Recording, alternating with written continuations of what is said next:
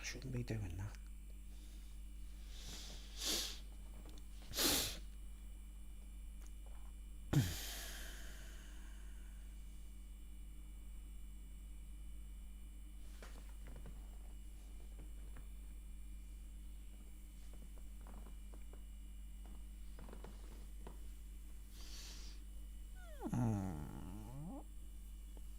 Yo, YouTubers. Yo, YouTubers. Yo, YouTubers. Roller coaster ride. Roller coaster ride. Live stream. We've got a viewer already. It says concurrent viewers 1, but on the other thing it doesn't say any. Oh, there's 2 now. 2 viewers. Way, Julie's up. Yo. Roller coaster ride live stream. Jules. Yo, Bruce. Yo, Jules. Who's the other viewer? We've got another viewer as well. Is somebody in America or Canada or where are you? Everybody out there. You okay. I thought I'd get back on, right? And me audio interface is still playing up a bit. Right, let's just lower my camera down a bit. Right. Oh, we got them. I shouldn't have painted my living room white. It's too bright. And it's like, yeah, I thought I'd carry on, right, on a couple of issues about the dreams, right, and then I've got a couple of other things to talk about. I don't know. See how long we go. I've got about 2 hours or something, maybe. I don't know. You know what's weird about doing these live streams? You wouldn't believe how quick the time passes. Honestly, it's crazy. I've decided to come on because it's too early for me to go to bed, right? And we'll try going to bed now. It's about what? Yeah, let's do a time check and the date and everything. It's 21:51. It's 21:51, which means it's 9 minutes to 10 in the evening, Greenwich Mean Time in the UK. 21:51 p.m. 12th of October 2020, Monday. In case anyone is wondering if this is recorded. 2 people watching. It says 3 people at the top, so I don't know. But hey, everybody out there, you okay? Can you hear me? Everything sound? If the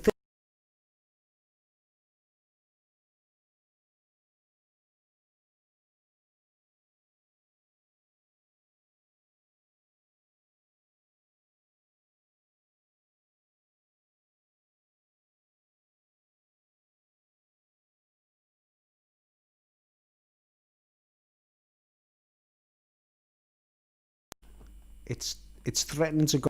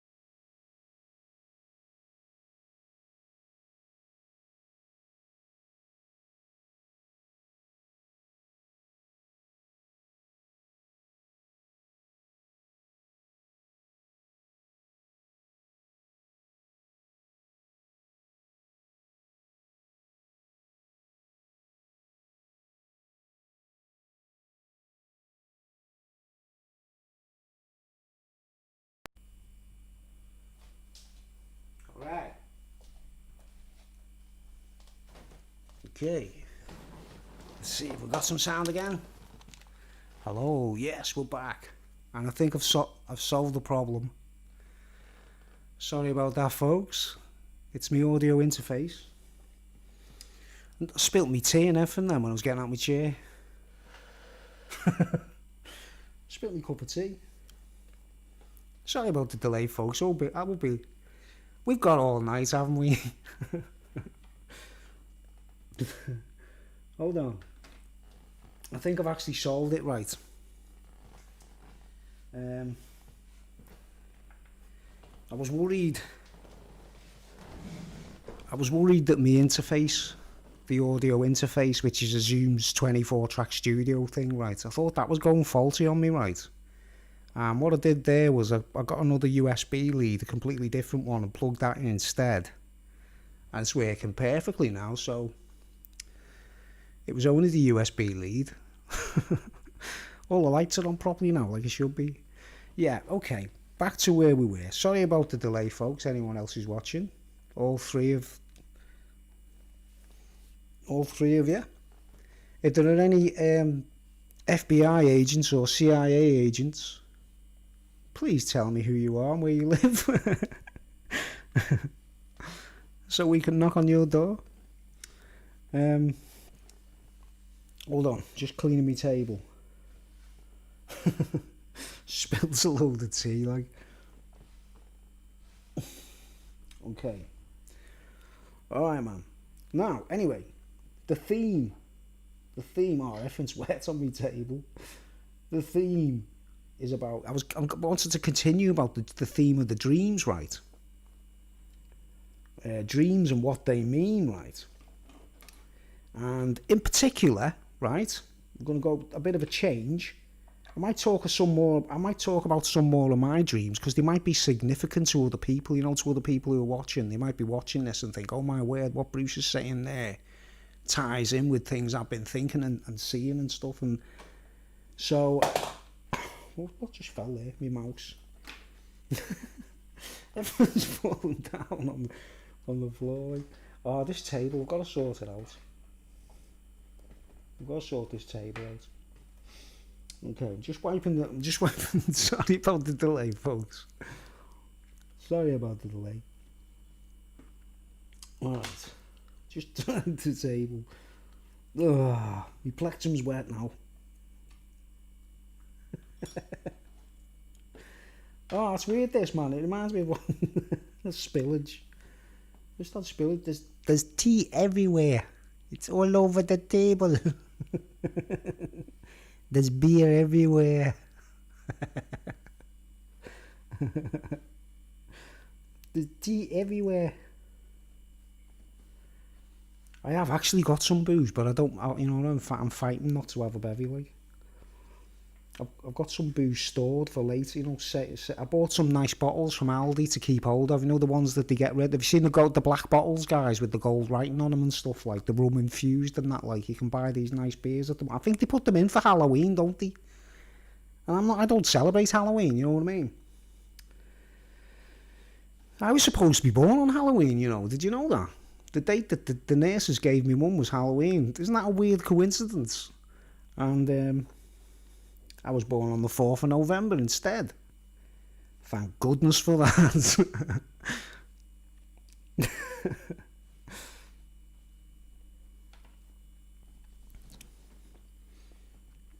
Right, me mouse, where are you? Okay. Oh, this is great, this now. So I actually know we're not going to go off now, you know what I mean? I know it's not going to go off. I've sussed it out. Right, brand new lead. We're alright. Okay. Yeah, the theme of dreams. Sorry about that, folks. It was 7 minutes has just passed. It's not too bad, is it? Gives people a chance to get into the cinema, you know, get your seats for the roller coaster ride. Welcome on board to the roller coaster ride, ladies and gentlemen. All right. Ooh. Okay, dreams, right? Dreams, visions, anything like that, right? Anything that's got like signs or whatever, or, you know, things that might be telling you something. Later the same night, Julie says, later the same night, 3 days later. Yeah, well, right, the subject, right, about dreams and stuff, right, folks. And in particular, this is a particular dream. And instead of talking about one of my dreams, this is where it was before when I spilled the tea. Like, instead of talking about my dream for a change, right, I'm going to tell you a dream about what my brother had, right, what our John had, right, Jules, our John had this dream, right. And he said it was really graphic and really lucid and really clear, right. And it's quite disturbing from my perspective. Do you know what I mean? I'm kind of like a bit perturbed by what he saw in the stream, right? And he said to me, this was a while back now. This is a couple of years ago, right? About 2 years ago. And John said, we were speaking on the phone, right? And he said, I had a weird dream about you last night, Bruce, right? It was weird, man. I was like, wow, what was it like? Was it clear and that? And he went, yeah, because I'm always interested if someone else dreams about me. I want to know what it's about, you know what I mean? Which is very rare, people dream about me. Like, unless, any female viewers are watching out there, like, to have nightmares about me, like. But anyway, he said he had this dream that there was, like, this huge python, like a huge snake. They were all in this place, and there was this huge python, right? And you know, like the film Conan the Barbarian, the fella, he turns into a snake, doesn't he? And he eats people, doesn't he? They make like soup, don't they? They make this bowl of soup for this snake to eat, you know what I mean? And it's all human flesh, isn't it, in the soup bowl, right? But in this dream, all John said there was this giant. I'm sorry for saying name as well. It's another thing I've got to sort out. But people actually complain about it, don't they? And they shouldn't. You know, they should take things face value. But anyway, John has this dream. He sees a big python, and someone carries me to this python, and he said they fed me. He said they fed you, Bruce, right, to this python. And the python was actually swallowing me. Yeah, I had a really weird dream last night. Tell your friends about it. They will like that. Fizz, top tip. Yeah. Fizz. Well, in the dream, this snake swallowed me. Right. It was actually swallowing me. John said someone was like sacrificially fed me to a giant snake. Right. Not a very good prospect for me future then, is it, right? Well, he said they fed me to this giant snake, right? And it was swallowing me, and I was actually inside the snake being swallowed, right? Now, strangely enough, John in the dream doesn't appear to have even tried to stop this. You know what I mean? This is what's weird about it. I'm thinking like, hang on, didn't you even try and stop this, John? Did you just kind of like, was you watching this like a spectator, or was you part of the ceremony, or what? Like, you know what I mean? We said they fed me to this snake, and it was swallowing me. And then he said, all of a sudden, me mum, right, me mum, appeared out of nowhere, just runs in onto the scene and starts pulling me out of the snake's mouth. Now, when he first told me about it, I thought he said something like, I thought he said words to the effect, he cut the snake's belly open with a sword. She cut the snake's belly open with a knife and then pulled me out of its belly, you know what I mean? But it wasn't like that. Apparently, I asked him today about it, you see, before I'd done the speech. I thought, I'll ask John and confirm this, like, that the snake was swallowing me. Like, I don't know whether it was head first or feet first. I haven't got a clue, like. And I'm being swallowed by this giant anaconda or giant python. And my mum comes out of nowhere and pulls me out of the snake and rescues me, right? Right. Kind of, I think it's kind of fitting, isn't it? I think it's like something my mum would do, isn't it? You know what I mean? Right. She pulls me out of the snake's mouth, right? And actually pulls me out of it, right? And John said I was all like, all like red and flustered. Nah, no ladders. John said I was all like red and flustered, as if I'd just been encased. Well, how would you feel and how would you look if you'd just been encased in a snake's body, you know what I mean? Right. Now, have you ever seen the Alfa Romeo logo? You know the cars, Alfa Romeo. Has any of you ever noticed that the Alfa Romeo logo, it's a snake eating a man? Everyone thinks it's a tongue or it's fire or something coming from the snake's mouth. It's actually a little man being fed. It's a little man. Check it out, the Alfa Romeo logo. Alfa Romeo. It's actually a snake eating a man, right? But you know what's weird about it? the cross of St. George is on the same badge, isn't it? You know, St. George was meant to be a Roman soldier, wasn't he, apparently, or something like that, right? But there's something about eating snakes, you know, in Italy, isn't there, with the Alfa Romeo thing and that, like. So anyway, my mum rescues me from being fed to this snake and pulls me out of it, saves me life kind of thing. And then I sort of start recovering myself, and like, I'm, you know, he said you were all flustered and like, you know, like I'd just been suffocated kind of thing, you know. And I can't remember how he said the dream actually ended, but my mum rescues me, basically. She actually pulls me out of the mouth of this snake. So I thought, like, wow, that's weird, isn't it? Maybe something's going to happen to me in the future, you know what I mean? To me, you know what it told me? Someone's trying to kill me. You know, it's basically that simple, isn't it? It might be because when I was a kid, I used to, this is you know, if any detectives are watching today, like, and they've got these people going around, like, analysing people on YouTube if they say anything about the past, and then they'll attempt to try and, you know, incriminate them, you know what I mean? It's ridiculous, isn't it, right? But when I was young, like, whippersnapper, juvenile, delinquent kind of thing, I was very fond of car mascots, you know what I mean? What they call car mascots, which is the badges on cars, right? And I used to, like, nick them off cars, and, you know what I mean? Used to go round, like, and I did nick an Alfa Romeo sign once off an Alfa Romeo, right? And I bet you the owner of that car was the, you know, who fed me to the snake. The irony of it, like, it's only a car badge. It would take like 5 minutes to be replaced, wouldn't it? You know. But I wonder how many people got to the cars in the morning and the mascot was missing. Like, I got right into it. I used to read books about it and everything. I really got into it. You know, the Spirit of Ecstasy and all that, like the Rolls Royce sign and that, like, you know. I always wanted the Rolls Royce sign, like, and I was always trying to get one, you know, never seen a Rolls Royce. Trying to get Rolls Royce signs. But yeah, why is there a snake eating a man on the Alfa Romeo sign? I don't know. So that's John's dream about me. Like, just looked at the Alfa Romeo sign, and yeah, you're right, it's a man being... See, have you never noticed that before, Jules? Isn't that weird? It's a ceremony. Someone somewhere used to feed people to snakes. And they must have been bloody big, mustn't they, them snakes, man? Yeah, man, a lot of people don't see these things. You know. Right. So I'm wondering, like, what do you reckon, if anyone's got any ideas on that, like, what would that dream be trying to tell me brother, for example? I don't know. Nah, because I'm rubbish with cars. Well, you don't have to know about the cars, do you, Julie? You know what I mean? The mascots and that, like, the signs. Yeah, I got it. So what would that dream be telling me? Like, I was going to talk about it the other night and I forgot all about it, you see. I thought, wow, I think it's an important, you know, it proves that someone is pursuing me, doesn't it? I mean, targeted individuals and understatements on that one, isn't it? Like, someone's trying to feed me to a snake. My brother actually sees it in a dream. I mean, and he doesn't even try and help. I was like, that was what my biggest question was. I was like, hang on, my mum pulls me out, but you don't. What's going on there, John? It's like, why didn't you pull me out?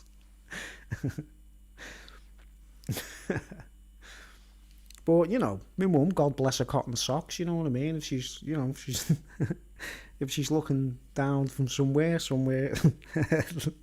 you know, nice one. She'd save me from the snake, like, if it happened, like, wouldn't she? But you know what the weird thing is, Joe? You know what's really annoying about it all, right? Do you know, here in Birkenhead, you know, here on the Wirral and that, like, there was like a craze where everyone got into snakes, right? And people were buying them, right? And you know, let's get it this way. Let's get it, like, in my mind, right? I've got nothing against snakes personally. It's not that I hate snakes or anything like that.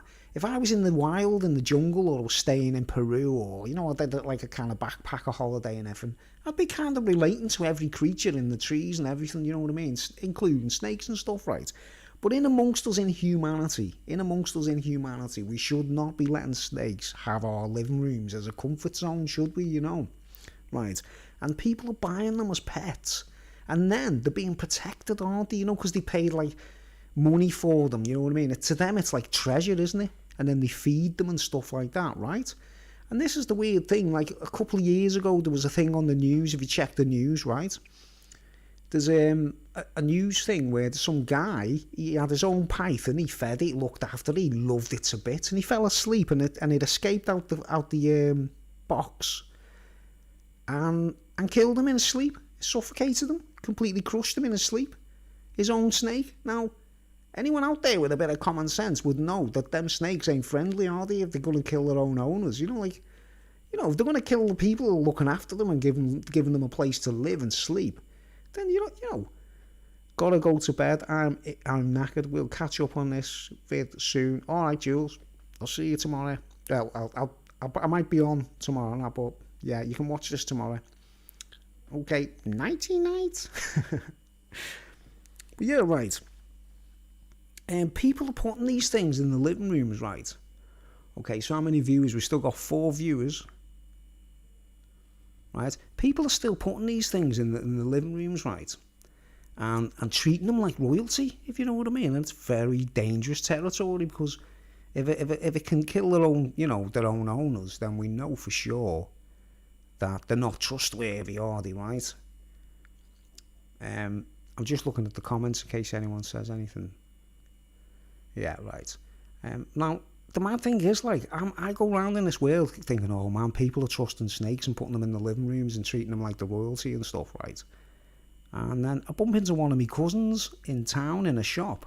This was a couple of years ago, like, and he's got his phone on him and he goes, oh, look at that, I'm into snakes now, Bruce, you know what I mean? Look at this. And he shows me a picture of a rattlesnake that's in a pet shop up the road and says, like, this is my favourite snake, I'm going to buy this. It's £1,000, this rattlesnake, you know what I mean? And I was looking at him thinking, here's me trying to get out of this world of all of these things, reptiles, and I love tortoises, by the way. Tortoises, reptiles, aren't they? And they're all right.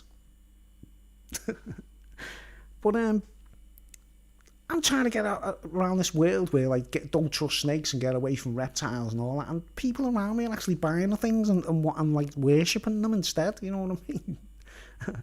From dusk till dawn, that woman, she dances with the bloody snake round her neck, like, and near the end of the movie, she turns into a demon, doesn't she? Oh man. From dusk till dawn. Okay, we still got free watching, right? All right, now we're getting on to the second part of this speech. I wanted to add that dream on. I wanted people's opinions in the comments section. And if anyone watches this later on, what do you think that was telling me? Like, do you think it's like a reality or just a sign, or not to go too close to anacondas and pythons? Right. Well, here's the second part of the speech anyway. This is another thing I wanted to talk about, a little bit, here we go, I want to tell you a story. This is something, a new issue, right? Right, but here's a warning, by the way, guys. You know Aleister Crowley's friend?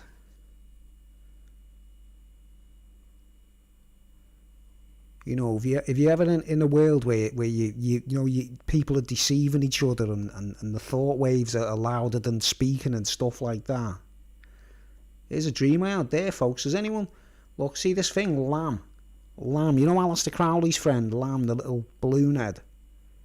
I think that thing is so responsible for causing so much trouble on this planet, mate. That people don't realise it, like how dangerous it is. So I've drawn a nice picture of it. See, I've done like an arrow going through its head, like, the lamb with an arrow through it, like. Here's another picture. This is from a dream, this, actually, guys. Does anyone recognise that from anywhere?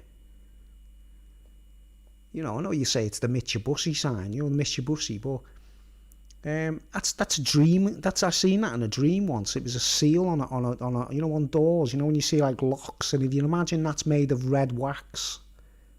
Right, if you imagine a piece of rope, see the circle of rope? Right. See, that's a circle of rope there.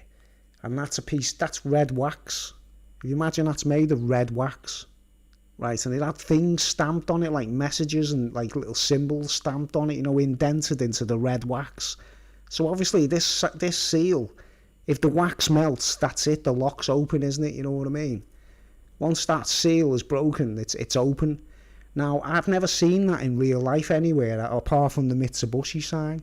So if anyone watches this video and has got any knowledge about any wax seals or sacred old seals that look like that, give us a shout and put it in the comments section, because I'd like to know, because I've seen it very clear and vivid in a dream once, you know. Bright red wax. A bit of an eye-opener, a bit of a strange factor that, innit, guys? I don't know. Anyone got any interest in that, please give me a message, tell me what you think. I've seen that in a dream. Right, it was very powerful, very realistic.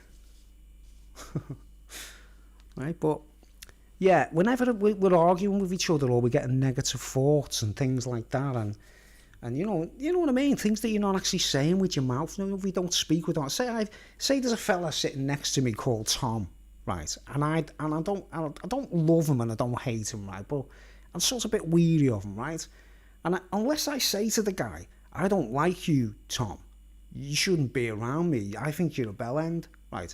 That's different from, like, say we're sitting there and Tom thinks he's reading me mind and he can hear a little voice in his head. It's not actually me. I'm not opening my mouth. I'm not saying anything, right? This is the damage that these little bastards do, right? This is what these things do. These things, these balloon heads. I call them balloon heads, you know what I mean? Aleister Crowley's demons, you know, these are the things that made Aleister Crowley act wicked. Do you know what I mean? But they mess with your mind, they mess with thought waves, right? So what you do is, I'm sitting in a room next to Tom, right? And instead of looking at him going, I don't like you, Tom, you do my head in, right? Now, if I didn't like Tom, I'd spit that. That's what I'd do. I'd say it with my mouth, right?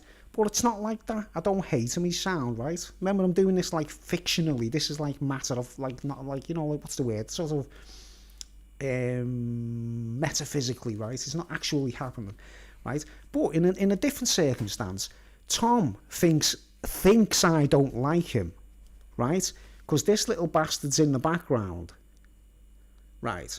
And in Tom's head, he doesn't see my mouth go, I don't like you, Tom, I think you're a bellend, right? He sees his little voice going, you know, I don't like you, Tom, I think you're a bellend. Now, and I haven't said nothing. So, and Tom looks at me and goes, I heard that there. You just called me a bellend there, didn't you? I was like, look, man, if I thought someone was a bellend, I'd just say it, wouldn't I, right? Why would I? Now, have you noticed a lot of people doing these, like, mad arguments with each other and everything because of things that are said on phones or emails? This is nothing to do with using minds and ESP to trick people. This is electronic, remember?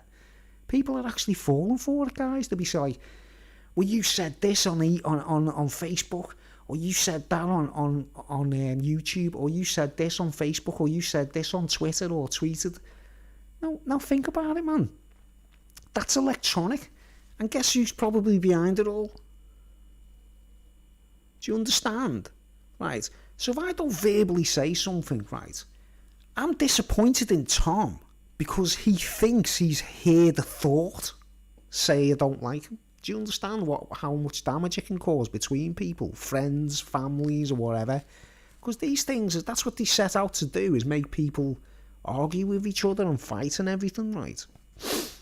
So that's a little thing I need, a little warning and putting out into the world tonight. Like, it's like, don't listen to thoughts and inclinations and that kind of thing.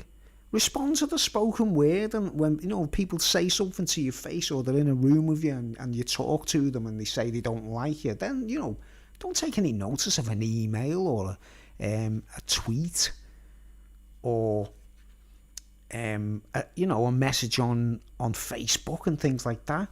Anyone could be typing those messages from anywhere, couldn't they?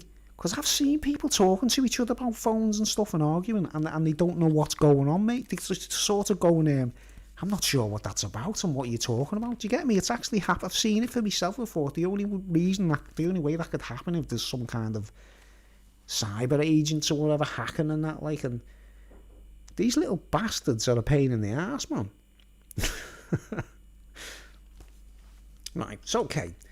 So be wary of them shit staring guys. If I don't like someone on YouTube or anyone I know or in the real world or people I'm associated with or anything, I'd say so, guys. I'd be on the screen saying it and letting whatever reason I don't like them and all that. Like, so let's knock it on the head and let's stop the demons getting in between our heads and using thought instead of the spoken word and actual reality to cause trouble. This is why I tell people to get rid of the phones. It's going to build up. It's going to get madder and madder, guys, right? All right, now, the next part of the speech, right? I'm going to be on for quite a while with this, I think. Yeah.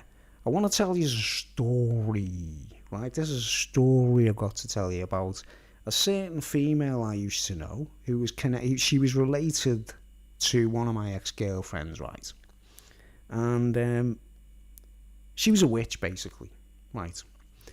And when I say witch, I mean she was always up to something, you know what I mean? And she didn't like me for some reason. We're talking like back in 1983, 84, 85 sort of realm, right? My ex-girlfriend, you know, I used to, you know, live with her for a while, lived with her for like 5 years or whatever, you know what I mean? But before all that happened, her sister hated me, sort of thing, do you know what I mean? You know when you get that frequency, you know, when you're in a room with women and you just know they don't like you, you know what I mean? And you just think, you're okay, so what, like, you know, I'm not a stud or whatever, like, fair enough, like, you hate me or whatever. But when they're doing things to wind you up or wind other people up, it's witchcraft, isn't it? You know, and they're interfering with your mind. Or, you know, people, if they spit in your drink and stuff like that. Have you ever had a drink of coffee off someone and they're looking at you dead shady? This girl used to make coffee for me, guys. She'd go into the kitchen. She'd go into the kitchen, make a cup of coffee, right? And she'd bring it into the living room and I'd be sitting there in front of her parents and everything, you know what I mean? So I couldn't say nothing, do you get me? Like, and she was like Daddy's blue eye, if you know what I mean. So if I said anything out of order, her dad would have attacked me, if you get me, like. Right. But she'd come in with a cup of coffee for me and go, I've made you a cup of coffee, Bruce, all right. And she'd hand it over to me and I'd be in the living room surrounded by all the people and I would be like looking at this cup and I'd be thinking, oh man, and if I said, oh no, you're all right, I don't want it. Everyone would look at me and go, that's a waste of a cup of coffee, that, Bruce. Why aren't you drinking it, like, you know what I mean? But I used to think this girl used to spit in me drinks and stuff like that, you know, like, that's what I used to suspect. I used to think, is she doing something to my drinks before she gives me them or something, like, you know what I mean?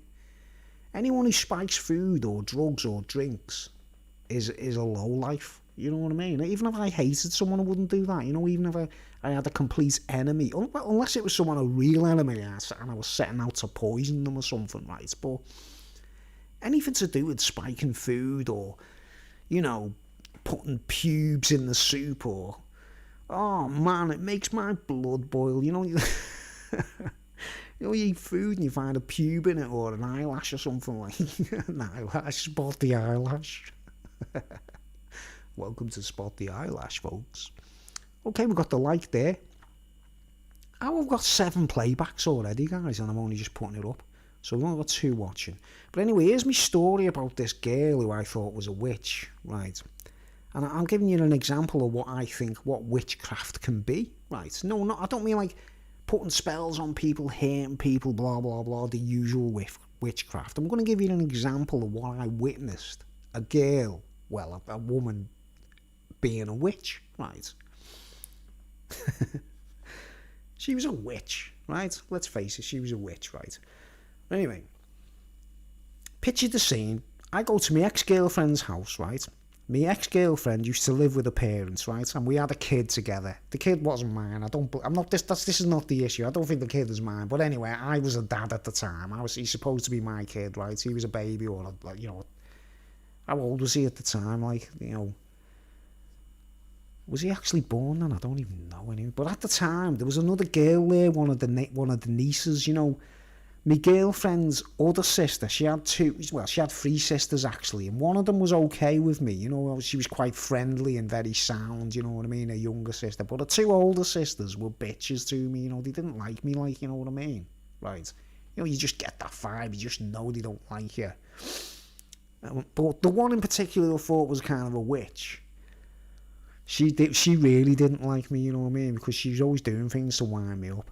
But in one incident, if you picture the scene, there's a daughter there of the oldest sister, you know, there's a little girl that lives in the house in amongst this family, right? And how old was she? I think she was about 5 or 6, this girl, right? And she used to love me, you know what I mean? I won't name names or nothing like, but whenever I went there, this kid used to jump on my knee and she'd be like, Bruce, you know, she loved me, like, you know what I mean, right? She was a nice kid, do you get me, right? But anyway, I went there once, right? I mean, it used to do me head in a way, because she used to cling to me. You know, when a kid's very clingy, you know what I mean? She wasn't anything to do with me. She wasn't related to me. She was like me girlfriend's niece. Do you understand? And she'd jump on me knee and everything. And like, you know, you ever seen kids when they suck the thumb and they twirl your hair and stuff like that?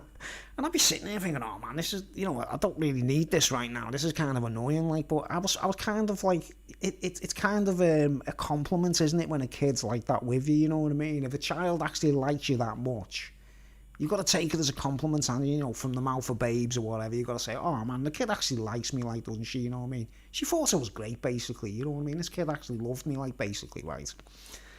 And the sister, who was a bit of a witch, obviously had a little bit of a, I don't know, a predatory side to her nature, right? She's got to be a bit of a predator, hasn't she, to want to, like, you know, because we all frighten kids and do stuff like that when we, you know, like I say, I used to, like, pick on me sisters and stuff like that, you know, a bit of a laugh and a bit of, you know, frighten them and all that kind of stuff. But this is a different thing, this, guys. Tell me, I want your opinions in the comments later on, or whatever, anyone watches this, right?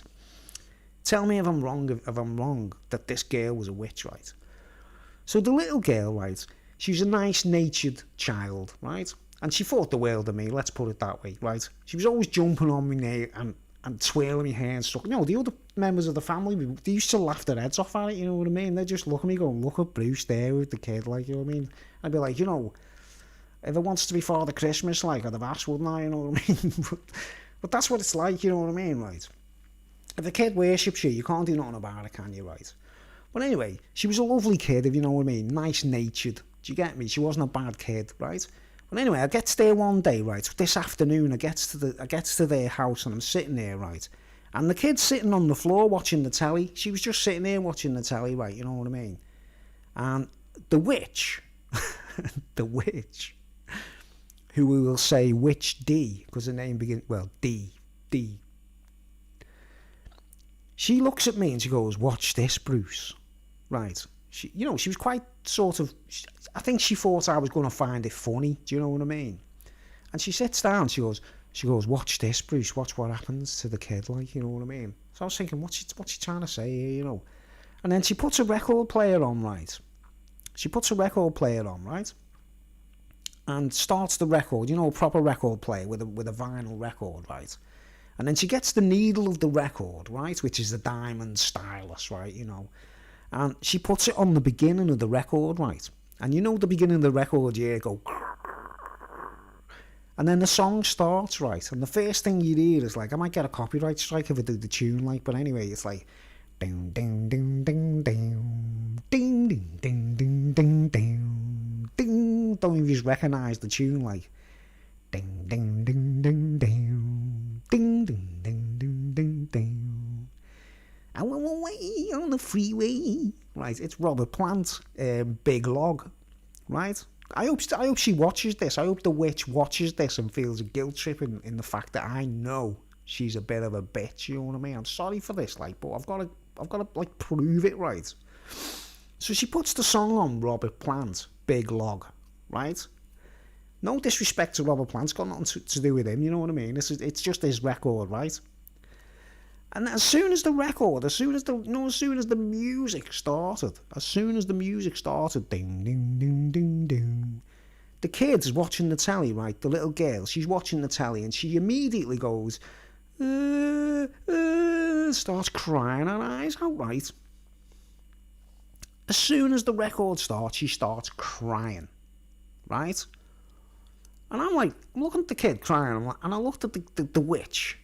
I was like, what's that all about? Like, why is she crying?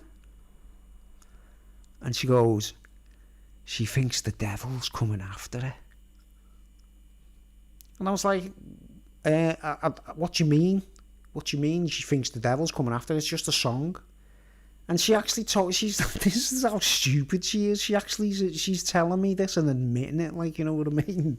That's how thick they are, guys. They don't even try to hide the sinister trickery they do, right? 5-year-old kid starting to cry.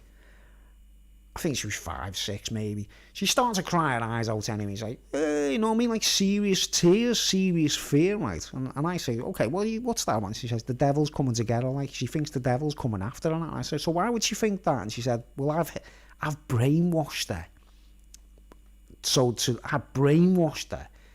I kept telling her, like, that this music is the devil coming after her. Like, every time she hears this music, it's the devil coming after her. So she basically brainwashed her, right? Like, you know, like MK Ultra or whatever you call it, like where you control someone's mind. She'd actually broke this kid's mind to the point that, like, every time she put that needle on that record, the kid started crying thinking the devil was coming after her, like. You know, what kind of an aunt? She was the kid's auntie. She was the child's auntie, this girl. You know what I mean? This woman was the child's auntie, you know what I mean? It's her own niece. Right. And I looked at her, right, and she expected me to start laughing, do you get me? Like, she for some strange reason, she seemed to think I'd be, like, in on it, like, and think it was good fun, like, you know what I mean? And I just looked at her and went, don't think that's funny at all. Because I just seen it as brainwashing the child to just be absolutely shitting bricks, thinking about the devil coming after her, you know what I mean? And she immediately realised that I wasn't happy, like, and she was like, and I was just like, oh, I think I've said too much here, man, you know, right. Now, this same girl, right, this same woman, this witch, when she had a child of her own, she actually had, you know, she had a child of her own, right? Her child, when she was pregnant and the baby was due and all that, I was like in amongst all this. I was, you know, when you're in amongst like quite a lot of women and they're all obviously into it, like, aren't they? You know what I mean? When she was pregnant and she was going to have her own child, right, which was a daughter later on when she was born, like, right, we were all talking. So I was with my ex-girlfriend and we were all talking one night and she was pregnant and we were all saying, and we said to her, we said, what are you going to call the kid when it's born, like? And she goes, Lucy. And no one called the kids Lucy back then, guys, you know what I mean? It's like a very, back in 1984, 85, 86, about that period, no one used the name Lucy for the kids, man. It was very rare, do you know what I mean? It was actually a rare name. And my ex-girlfriend goes, Lucy, why? And she looks at us and she goes, after Lucifer, of course. Now, that's the same girl that's putting a needle on a record, telling a child that the devil's coming after her to, you know what I mean, every time she hears this song. Now, okay, am I right or am I wrong? Is this woman a witch or not? Do you know what I mean? She's spooking a niece into fear, that, you know, literally fear the devil. She successfully achieved it. She put that needle on that record and every time she done it, she started crying, you know what I mean? And then when she's pregnant and she's going to have a child, she wants to call it Lucy after Lucifer. And you know what, man? When that kid arrived, she was one of the naughtiest kids on earth.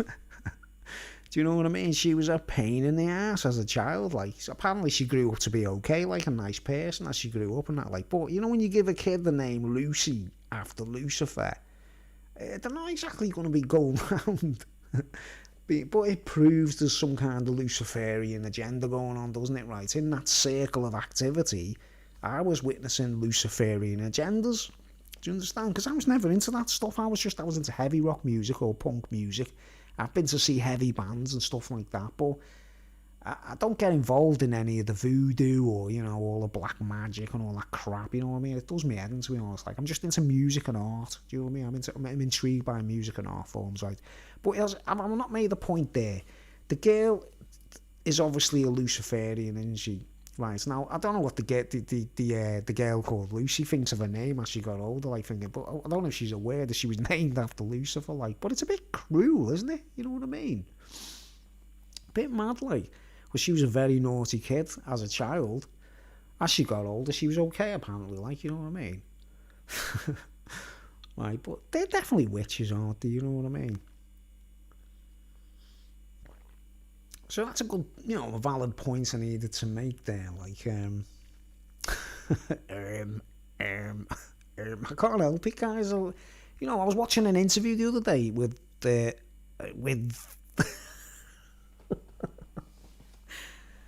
when you're doing these live streams or talking on YouTube, you've got to think about what you're saying. Anyone who's being interviewed on a live stream or on a vlog, or right, and is anyone aware of the video channel called James English? And he interviews people and ex-cons and stuff like that. And he was interviewing the guy called, I can't remember his first name, I apologise, something Lord, Lordy. He was an he's been in jail and stuff like.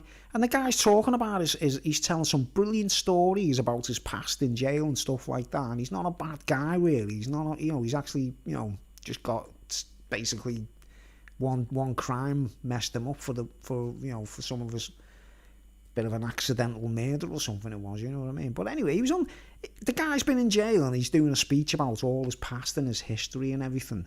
And, in the comments section below, because he said loads of times, right, that's the way he talks. This guy would be like, and I do it. I can't help it. The reason we do is because when we're on live streams, we're not professionals. We're not reading dummy cards. We're not professionals. We're not on the news. We're not, what they call auto cue and things like that. So you can't help it because you're thinking about what you're going to say next. Most people who go on television and things like that, they're reading a script, aren't they? Do people realise how difficult it is when you do this? When you're on a camera and you're talking to a microphone and you're trying to think about what to say. Do people realise how difficult it is to kind of get through it without going, because you've got to think about what you're saying next, haven't you? It's a natural human element, isn't it? It's a human, But this comments thread under this James English video talking to this guy who's, oh man, he told some amazing stories, right? He told some brilliant stories about his history, in the past. And I listened to it and I was laughing my head off and everything. I found him really funny, this guy, right? Watched the whole vlog and that, right? And then, I always go down the comments section to see what people are saying. Goes into the comments section, there's people putting, I got into like 3 minutes and every time he said, I had to switch off. And then you scan down another bit. And there was loads of comments talking about him saying, not hardly any of them saying something like, wow, brilliant talk, man. Oh, great stories, brilliant. What's going on there, man? Was everyone turning like I say, most of these people who are typing these comments, who are criticising, probably don't go on the videos themselves, do they? Or never go on camera, A troll doesn't go on camera themselves, do they? You know what I mean? That's how to identify a troll. Well, first thing, you never see them, They're never actually on screen. They just go around they have a YouTube channel, don't they? They don't post any videos. And all they do is troll. But it's the way they were criticising this video. I thought it was a brilliant speech. I thought the whole thing was excellent, you know what I mean? This guy talking about his history. And everyone's going on about him saying So what's the problem, man? It's usually Americans, though, isn't it, that complain about that, as far as I can see, like. I don't know where they come from. They must be like watching Sesame Street 1 minute and then they're on YouTube, innit? Sesame Street.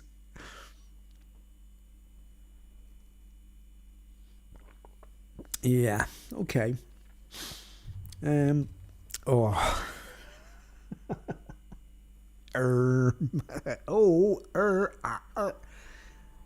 talking live on YouTube, man. It's funny, man. You really gotta think about what you're saying.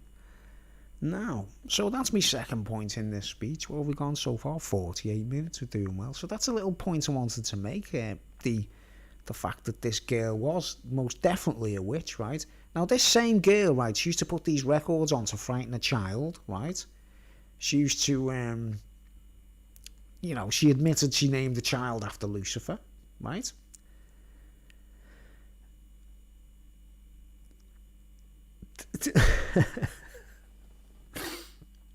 I forgot what I was going to say, but they obviously didn't like me, you see.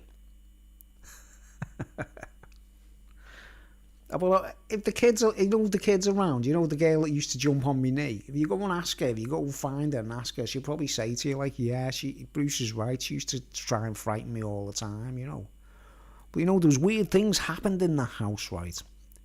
This is the weird stuff, right? There's weird things happened in the house. The same girl said she saw a teddy bear flying off the wardrobe, like supernatural thing and that, like. And this is a girl who's admitting to being a Luciferian, put two and two together, like, work it out.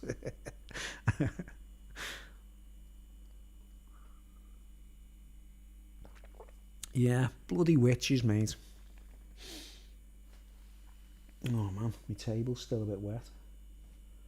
Alright, man. I was good, yeah. I'm going to do another little talk now, right? Here's me final piece, right? I don't think about these things. I just like kind of get on with it, like, you know. There's usually a reason. Oh man, all these things are all wet on my table. Just give it a wipe. There's usually, yeah, the final part, right? Something I wanted to talk about. I try and spread these speeches out while I'm on, you know what I mean? Try and spread them out and sort of. I'm going to have some more interesting speeches to do at later dates, guys. I'm just preparing like you know, what's his face, the broadcasting equipment and being able to talk and that, like, without any faults and things. And I'll get a bit more serious and talk about other things, you know. But anyway, this is the thing I wanted to talk to about people. Left and right side consciousness, right? Is anybody aware of left and right side consciousness? Right. It's a very important thing that everybody should use, because when we're youngsters, when we're children, we go to school, and you know what they do with us? They put a blackboard. In the 70s when we were children, I was a 60s child, wasn't I? I first went to school about, what was it, 67, 68. I was 3.5 when I started school. So I was a 60s child, right? And in school, they brainwash you, right? Now this is how they do it, right? This is how it starts. No, now I had to wait till my adult years. I had to wait till adulthood in my 30s when I started reading the Don Juan books and the Carlos Castaneda books to actually acknowledge these things, right? You know, to make me think about it. I just thought the human brain is just a brain, you know, and that's all there is to it. You know, the brain is like a mushroom in your head, isn't it? It's an actual mushroom, the brain. People don't realise that, like, the nearest substance on earth to the human brain, you know, not many of us encounter holding brains, do we? You know what I mean? How many of us have picked up a brain? Apart from, like, you know, if you get, like, brains for the dogs or whatever from the butchers and things like that, you know what I mean? But how many of us have held a human brain in our hands? Right. Now, we know that the human brain is always it's always submersed in liquid, right? It's always submersed in a liquid of some kind, isn't it? So it's always kept damp, right? Now, have you ever gone out picking mushrooms, magic mushrooms or ordinary mushrooms? It doesn't matter, and it's like raining or it's a damp, you know, like it's sort of rainy and damp. There's a massive difference when you bend down and you pick that mushroom up and it's damp and wet to when it's like dry. You know, when you walk around and I don't know if anyone's ever picked magic mushrooms when it's dry, they look like a sort of creamy yellow colour, like an ivory colour, right? Because they're dry, right? And when it's raining or damp, they look grey. Do you know what I mean? Right? And I always looked at mushrooms, you know, ordinary mushrooms as well, the stuff, you know, the mushroom, button mushrooms or whatever, what we usually, as long as the grey coloured ones, right? When they're damp, they go like a grey colour, don't they? And when they're dry, they go almost white, don't they? The button mushrooms, but magic mushrooms go a kind of creamy yellow colour, like, you know, like a kind of nice, like a mustard colour kind of thing. It's weird. But I always think to myself, the nearest thing to the human brain inside in our human bodies, right? Like the heart, the nearest thing to the heart, it's like it's meat, isn't it? It's a muscle. It's a chunk of meat, isn't it? Our heart is a muscle, right? The brain is, to me, it's a mushroom, right? It's mushroom, you know, the substance that mushrooms are made of. I'm sure of it. Like, I'm sure the human brain comes from mushrooms. That's why when we have a magic mushroom trip, it blows our mind. You know what I mean? Because it's like it's entered into outer space, isn't it? Right. But there's a thing called left and right side consciousness, right? Now, I always thought that our brains were just brains, yeah. You just think it's just the brain, don't you know? Right, and then I read the Don Juan books, right, you know, Carlos Castaneda, and I don't want to, like, get people, like, bored with this stuff, you know, they might not be into it and all that, but I've got, like, interesting points relating to it, you see, right? And when I finally read, when I was reading these Don Juan books, right, I got to the part about left side and right side consciousness, and the Indian, basically, Don Juan says, a lot of people, most people don't even use both sides of the brain. They're just using one side of the brain, and they're being ripped off, basically, mentally and psychologically, and they're missing all these like secrets and, you know, knowledge that they should have. And in my particular life, when I read that, I thought to myself, wow, where was my... Apparently, they make your left side brain dominant, don't they, apparently? They make the left side of your brain the most dominant side of the brain, right? And obviously that's so they keep the right side of the brain for everything they want to use us for, you know, like hypnosis and things like that, things you might not know about, they don't tell us about, right?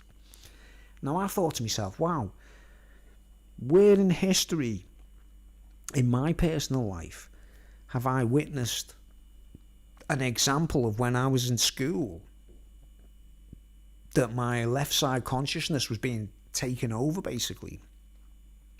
And I found that, you know, to my knowledge, the best I could think of was when we first get to school, right? And, you know, when we do things, we don't do things one-to-one, do we? We don't get one-to-one teaching. We have one teacher in the classroom. She talks to like 20 of us or 15 of us at the same time, right? And every one of us, we just go, yes, miss, no, miss, yes, sir, no, sir, don't we? We all have to say that, you know, like that's the beginning of the indoctrination of switching off one side of the brain and making the other side more dominant, right?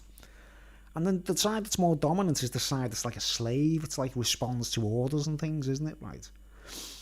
And what happens is, they start us off with 1 times 1 is 1, 2 times 1 is 2, 3 times 1 is 3, right? You know, and then 1 times 2 is 2, 2 times 2 is 4. Now in my school, I remember us all saying that at the same time, you know, like a chant. So instead of chanting as children, instead of doing some kind of incantation or chanting, like, because we're only children, aren't we? We're in primary school, right? The school teachers got us all, 15 or 20 of us all at the same time, all chanting the same thing. 1 times 3 is 3, 2 times 3 is 6, 3 times 3 is 9, 4 times 3 is 12, right? It becomes like an incantation, doesn't it? But it's just mathematics, isn't it? Right? And then by say a month has passed by, and every one of those kids in that classroom, after a month, right, yeah, is Dr. Soulless Dead has come on, man. Stores and plazas and other outdoor areas have people intentionally walk around and try to get you to look at them. When you look at them, you have to move your head to watch them. They want the way you moved your head and eyes to affect how you interact for their benefit. Man, you know what? It happened to me the other night. I was actually in Tesco. And it's the same, you know, the stuff you talk about, man. You know, when you say they always have like schoolgirls walking past and stuff, right? They did it in Tesco the other night.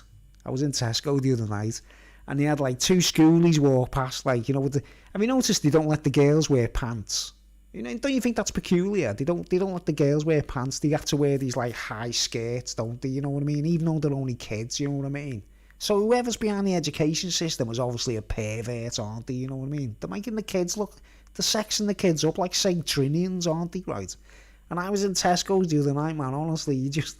I was walking along the aisle, and the next thing I seen 2 girls coming towards me, and you know what they do? Like, I have to literally sort of go, I'll say, like, because I know it's a trick. I know someone's controlling them, you know what I mean? They might not know themselves. They might not be aware of it themselves, you know what I mean, right? But they were coming towards me, and they talk loudly and push each other and go, don't they? You know, they make these noises, right? And if you go like, you know, it's a human reaction. You look, don't you? You don't. But nowadays they go, see him there looking at them. See the way he looked at them 2 schoolies there. See that? They've got someone watching me, and they're monitoring the reaction, haven't they? And all you're doing is just you hear someone going past, and you can't help but look. But let's put it this way, guys. You know, if I was a pervert or sick in the head or anything, I'd tell people. I wouldn't, like, try and hide it. I'd actually be like, oh, I'm a proper pervert, me. I love schoolies, me. You know what I mean? I'd actually say it. I wouldn't hide it. But it's not true, do you know what I mean? Yeah, man, here's your comment. Yeah, they had young girls try to hint at sex when I came out of a store. The mum or older woman with them gave me a flirty look. Yeah, the older woman looks at you, right? They tried to block me when I left the store. They stand in your path, don't they? They actually come in your path. They stand in your path, and if you look at them, they must have like a spy who's watching the whole thing, going, "Did he just look at them then?" You know what I mean? It's like, oh man, see, yes, it was tremendous of me. Oh man, the best thing to do is just laugh at them, isn't it? When they do it, like, it gets so absurd. You got to laugh, isn't it? You've got no other. You say, this is stupid. You know what I mean? Right, but what I was saying before about the indoctrination in school, right? I guess this was big a few weeks ago during a Jewish Holy Week. I just tried to avoid them. Well, I knew someone, the film Kill Bill. The film Kill Bill. It's called Kill Bill, isn't it? Right. Right.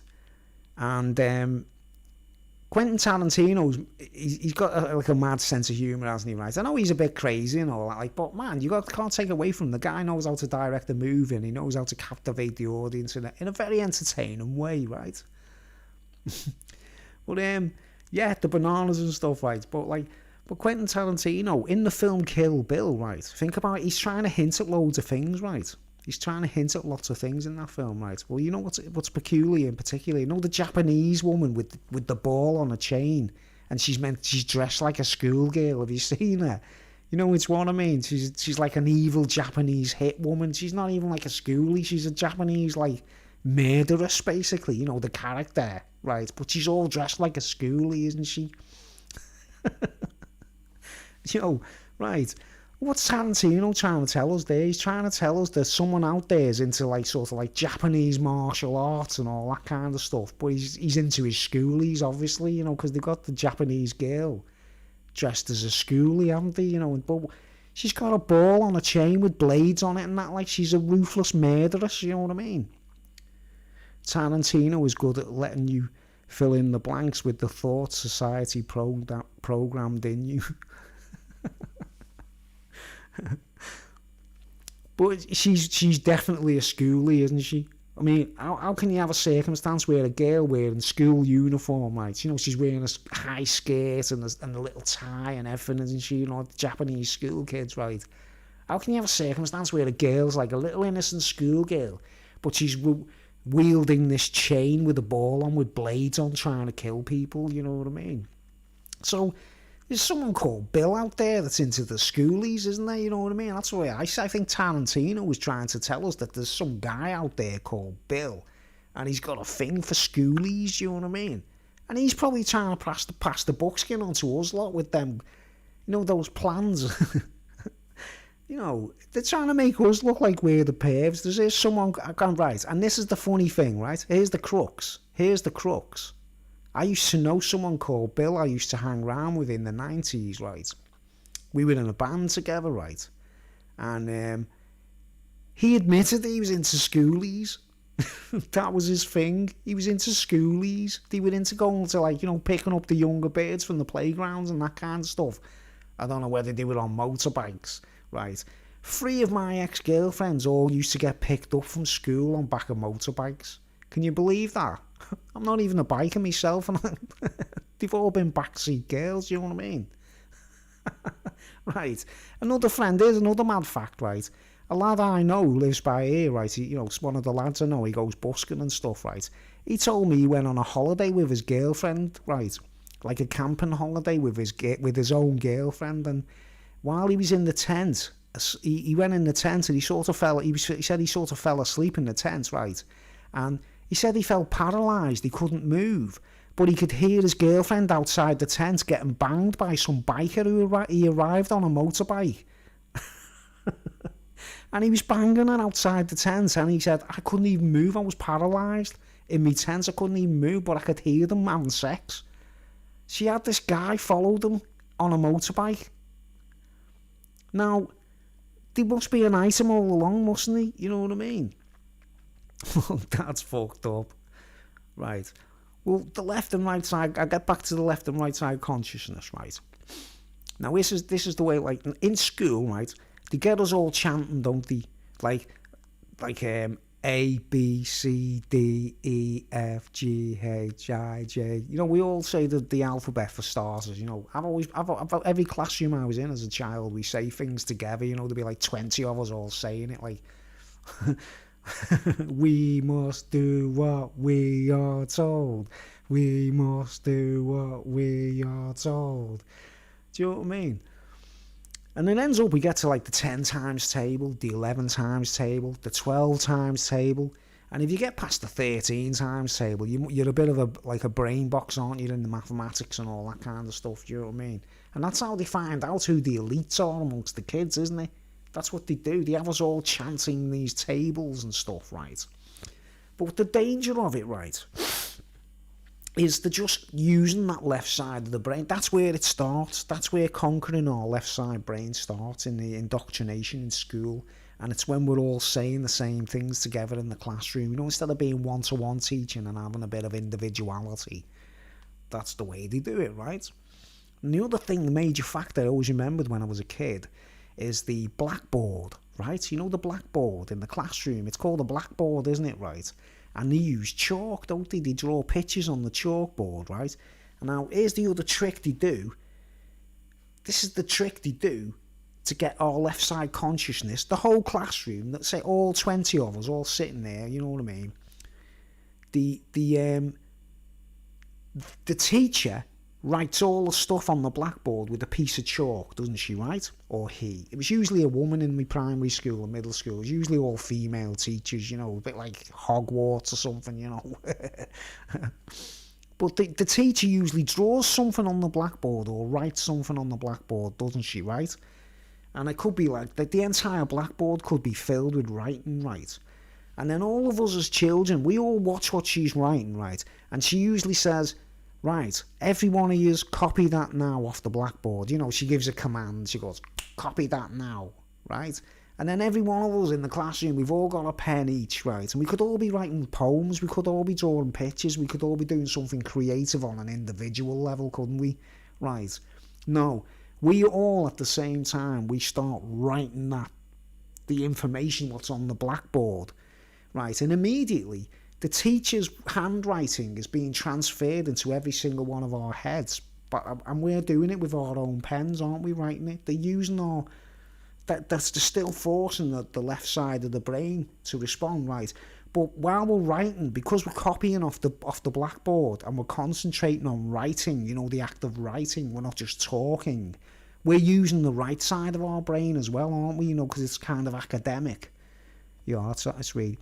They may have paralysed the guy with the static electricity from their cult or something. Remember you mentioned that book with the girl being torn in 2x2 bikers? Yeah, it was the original. That was the original cover of, you know, the book called The Hells Angels, which was written by, what's his name, the fella that done Fear and Loathing in Las Vegas. That was his illustration, that. Because years later, using us as a blank slate. Exactly, right? Exactly, right? Because that's what it is, isn't it? The blackboard is slate, isn't it, right? And they're using the chalk to write on the board, right? Now, we copy the board, don't we? All the kids, we all copied what's on the blackboard, right? But this is the crux, you see. You know when they say our pineal gland is being restricted?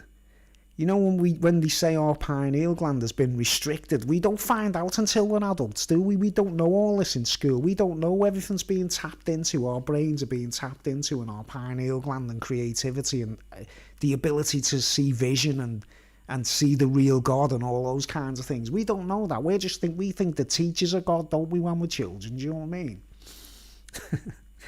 But here's the crux. The blackboard, they use chalk, right?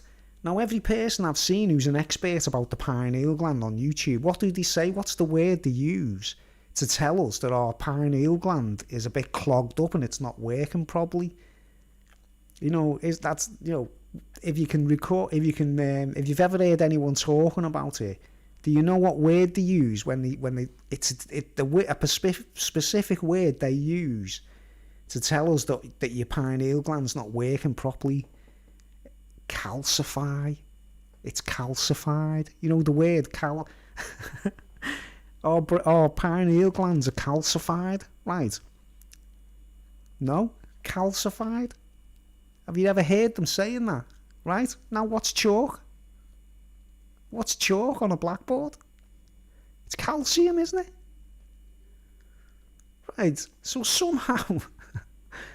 Well, yeah, one school I went to used a written cross on the board as a separator between two concepts.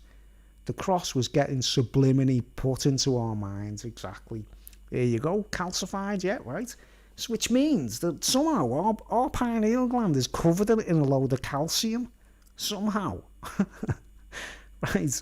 But if we're all kids, and I remember this just didn't happen in primary school or nursery. This happens in middle school and secondary school, and we don't get away from it until we're 16. In Britain, we don't leave school until we're 16, right? So from the age of 3.5, right up to the age of 16, all them days in between, and we're copying off blackboards. You know what I'm saying? We're copying off blackboards all at the same time, and there's no free expression, there's no personal touch with our knowledge or anything like that. We're just doing what the teacher tells us to do, aren't we, right? And so, as we get older, right, we haven't got a clue that we don't know how to use our right side brain, right? We don't know that. Because all we know is the traffic going one way, don't we? We know that they know what they're doing. I can't believe these schools know what they're doing when they use blackboards and everything, you know what I mean? They're calcifying our pineal glands so that we can't actually receive vision and stuff like that, and inspiration. Do you know what I mean? And then you become an adult years later, and what's everyone telling us? Oh, you need to take DMT or ayahuasca to use your pineal gland.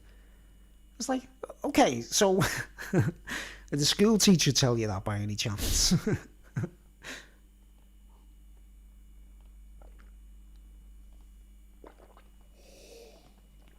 Right. So, they've calcified our pineal gland. They've jammed the left side brain up with duff educational information or academic information about certain lessons or English, mathematics, sums, equations, history, geography, maps, whatever it is they want to pile into our heads is all done with a piece of chalk, isn't it? Because this was, in our time, it was before digital screens and television screens were used in the classrooms, wasn't it, you see? Now, I bet you they still use blackboards in schools, even though we've got digital screens and everything. I don't actually know, I haven't checked up, you know what I mean? Right, but anyway, I thought to myself, I read these Don Juan books, right? And it was like the clouds opened. Do you know when I found out that whiteboards with markers. Do all schools use them though? I don't know, So there's no chalk being used, is there anymore, basically? Surely there's chalkboards in the schools. There must be, mustn't there? Right.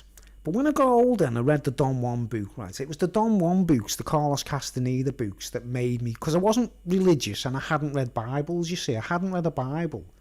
So I had no knowledge, the knowledge that's in the Bible that's given to us to wake us up. I didn't have any of that in my head. I hadn't read it, do you know what I mean? So I didn't know. I just knew the usual stuff like school plays and nativity and all that crap, you know what I mean? Where they put a baby they put a baby doll in the crib, don't they, to represent the baby Jesus, and I've seen it in another way in my visions, you know what I mean? I completely seen it completely differently as I got older, you know what I mean?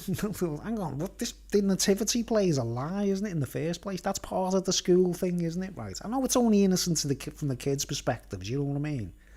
Right, but anyway, I got older and I'm reading these words by Don Juan saying, remember, this is a Mexican Indian releasing these little secrets. This was a Mexican Indian from Tucson in Arizona or whatever, who's lived a life of being harassed by the Americans and everything when he was a child and that, and moved from Mexico into what's it called? Tucson, yeah, it's Tucson, isn't it? On the border of Mexico, right? So this guy's, he's got a history, and he knows his stuff, doesn't he, this Indian? Because I know he was real. By reading them books, I realised he was a real Indian, you know what I mean? He's supposed to be fixed. Some people were claiming it was fictional, weren't they? And I was like, nah, there's something, you know. But the point is, I read this thing, and he's got his own method of he's telling Carlos Castaneda how to start using your right side consciousness, and it's a massive step, isn't it? For most people, a lot of people out there, right?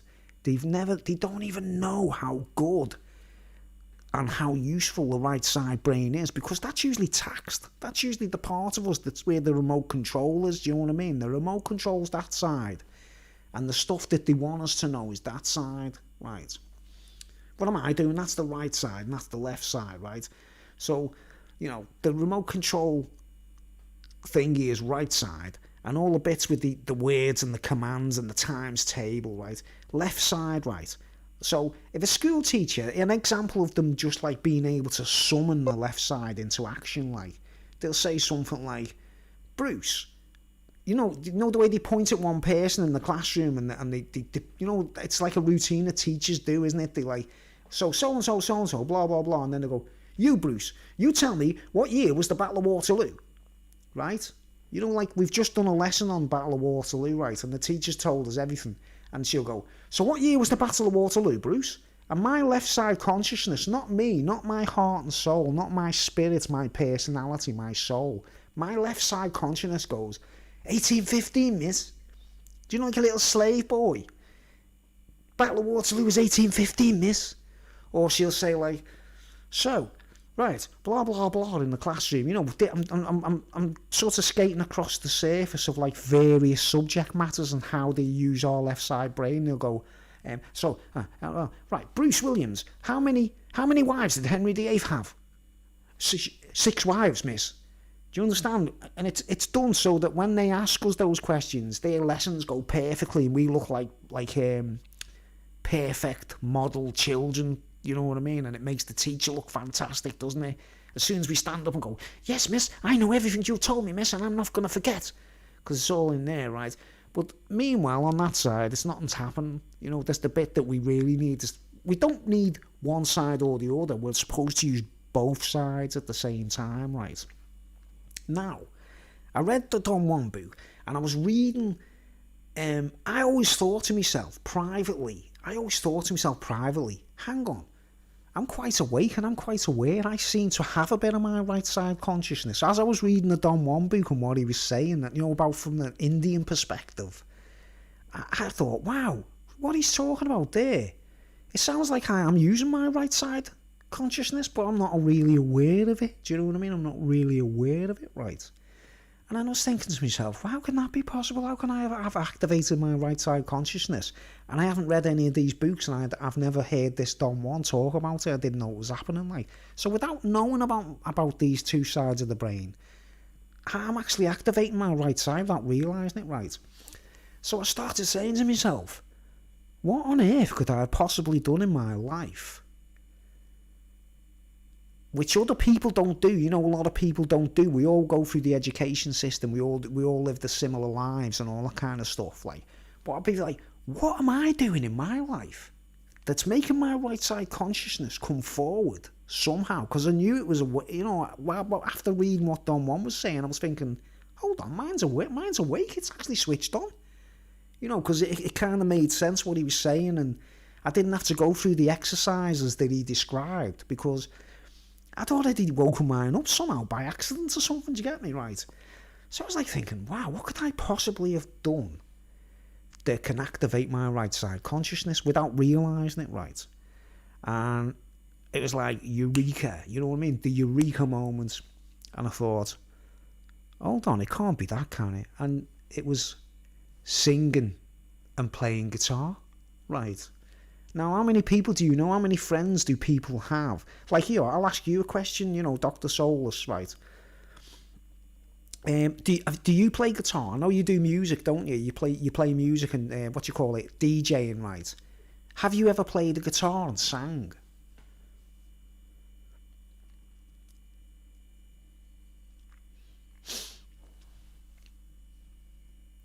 I couldn't sleep once. I got into Jing. Jing. The Jing. Ricey mushroom, man. If you can't sleep. Yeah, have you ever played guitar and sang, man? DJing, right, okay. I couldn't sleep once, I got into DJing, right, okay.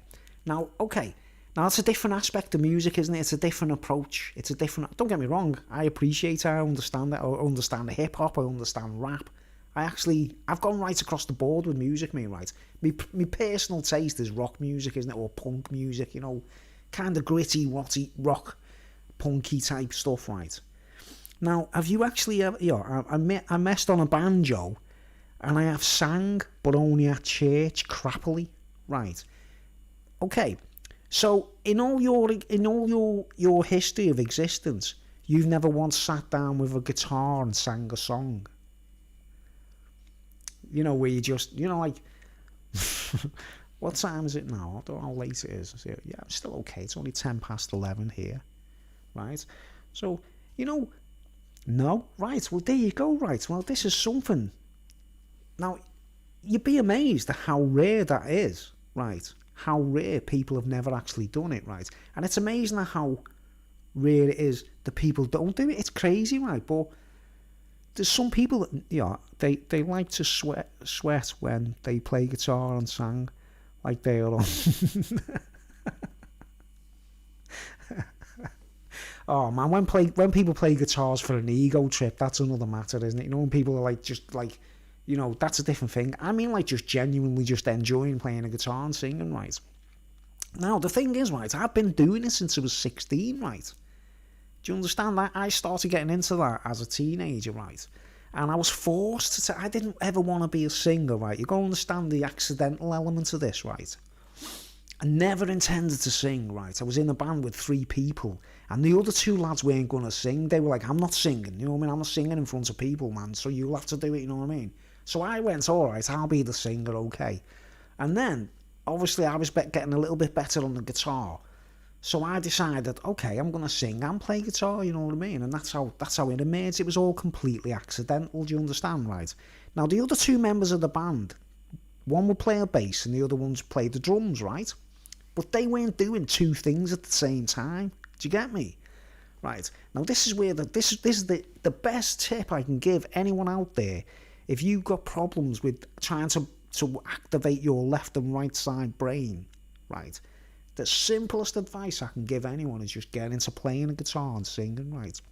And when I say playing a guitar and singing, the reason being is you've got to. What happens is, right, one side of your brain is responsible for the musical element of, like, saying it's a C chord now, it's a D chord now, or especially, you know, when you're playing virtuoso or lead stuff, you sort of, your mind is so occupied with what you got to do next. You can't take your eyes off the fretboard, you get me? You've got to concentrate 100%, right? And that's just playing the guitar on its own, right? But it's when you sing at the same time that the 2 sides of the brain are activated, because one side of your brain's got to remember what the notes are doing, you know, what notes to play. If you've got to play a song that's 10 minutes long and you don't play a single bum note, it's an achievement, isn't it, right? But if you're singing on top of it, you've got to remember the lyrics, you've got to control your vocal tone. You don't just go like, ba ba da ba da da ba da ba da da, do you? When you sing, you go, and you've got to keep everything in tune and in time, and you're using rhythm and, you know, syncopation, loads of different skills, man, that you wouldn't even realise are there, you know what I mean? You know, matching songs to the same speed and tempo and using both ears to match the songs changed how my brain works. Yeah, exactly. You can use music to well, you've got to suit yourself, haven't you? You've got to make the bits fit into place for what your taste is, right? Now, when we go back into school and we're all going, 1 times 2 is 2, 2 times 2 is 4, that's taking that personal side away from us, isn't it? You understand? That's how they do it. It's like a seesaw. You know, a seesaw, it works like that, doesn't it? A seesaw, right? And that's how left and right side consciousness should work. It should work like that, right? But when the school teachers get in there, the seesaw's like that constantly. And a seesaw doesn't work, does it? Constantly like that, you know what I mean? It wouldn't work, it wouldn't be fun, would it? If a man got on a seesaw on his own, and he's just sitting there on that end like that, and there's no one to go like that, so it goes like that. That's what they do with our brain. They take away the seesaw effect, and it's just like one side is like down there, you know what I mean, activated. Yeah, you almost have to relearn. Exactly, right? Because they've messed us up in school. Do you know what I mean? We have to break that wall down. It's a spell, basically. They put a spell on us where we can't even think for ourselves. Right. So I actually thought to myself, right, this is what happened. Up until that point, I always played songs that when I play the guitar and I'm singing and I'm writing for myself, you know, the more physically easy it is, the more enjoyable playing that song will be, you know what I mean? You've got to enjoy yourself as a musician. There's no point doing something if you don't like it. You've got to enjoy yourself, haven't you, right? So I used to write songs that were kind of like this, you know, I've got a guitar, right? So if you imagine when you're getting into your writing, right, you go, so this is the difference, right? I'm going to try and this is the best tip I can give anyone watching, like how you can really tap into both sides of the brain, right? So like, you know, the usual song, you can go like, I go to the shops and I wanna buy some sweets. I go to the shops and I wanna buy some sweets. I go to the shops and I wanna buy some sweets. I go to the shop and I wanna buy some sweets. Right, now that kind of thing, the rhythm and the syncopation and the chords are dead easy to play, right?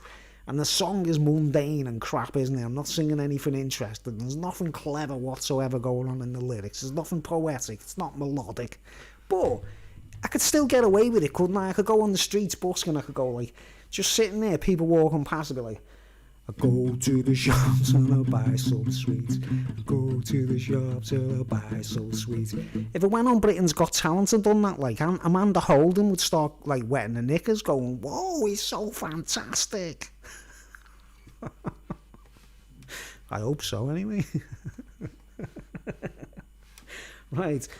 But when I realised, I thought, wow, you know, if I force my head to play songs that I wouldn't normally do and use syncopation, right, it'll start like balancing the left and right side. You know what I mean, right? And like one example, I'll give you an example. There's a song of mine on YouTube called Serpent's Reign, right? And it's not about, you know, not sticking up for the serpent reign. It's about like going against it, you know what I mean? People might get the titles wrong in my songs, right? But in that song I go, it's quite tricky to play. It's simple, it's not uncomplicated, but I just go.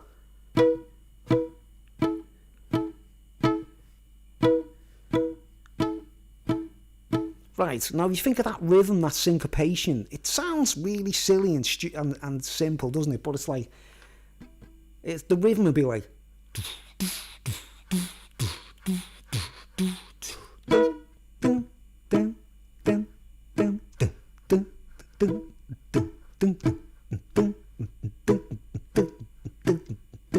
right, and it's almost difficult just thinking that, you know, trying to match the beat to it, right?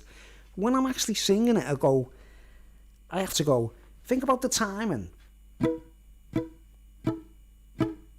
Instead of, go to the shops, I wanna buy some sweets. I go to the shops, I wanna buy some sweets. Which is dead easy to sort of do, isn't it, right? I go. And as I'm singing, I go, I won't sing it properly full, like, you know, notes and that, but I sort of go, time's a lie. You know what I mean? Time's a lie. Time's a lie, placing chains on me. Now, if you anyone out there, even if they play a guitar and sing, right, if they pick a guitar up and they just try doing that, they'll realise it's really tricky just to keep the timing. Do you know what I mean? Because I'm like singing one thing and playing another. So, time's a lie, placing chains on me. I know what it wants to be. So do you see what I'm saying? Just keeping that timing and singing them long notes. Time's a lie. Now, when I'm actually singing it, I try and put my heart and soul into it, you know what I mean? When I'm actually practicing it, when I'm doing it for my busking set, I'll be like, time's a lie. You know, with loads of passion and that, right? And just by doing that one thing, singing that song where the timing's doing one thing with the vocals, and my hands are going, you know, instead of,